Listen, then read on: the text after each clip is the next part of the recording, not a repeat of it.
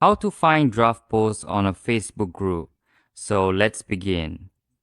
First, you need to open the Facebook application and select your Facebook group. Let me tell you here that you must be the admin or moderator of that group. Only then can you find the draft posts of any Facebook group. First, you need to click on Manage. As soon as you click on Manage, you need to scroll down and click on Schedule Posts.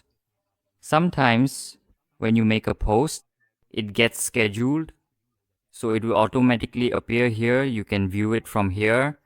Sometimes right below these scheduled posts, the draft posts are also shown here. You can click here to access them.